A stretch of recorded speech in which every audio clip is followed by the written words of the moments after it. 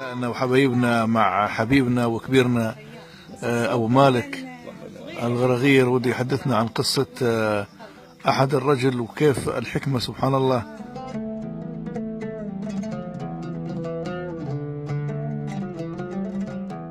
أنا ختيار يا أخوي، مرق ما عنده شب، فشافه متغلب الختيار على العصا. قال له يا حج ليه ما سريت بدري؟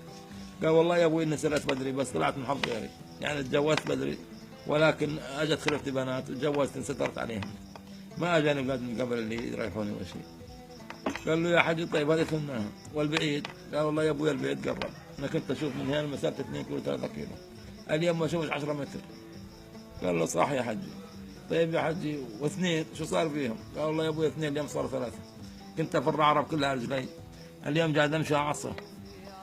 قال له والجماعه يا حجي هذا عرفناه، والجماعه؟ قال والله يا ابوي الجماعه تفرقوا اللي هم سنون، كان الواحد يقرط الصوال عليهم، اليوم الخبز مو قادر يقرط.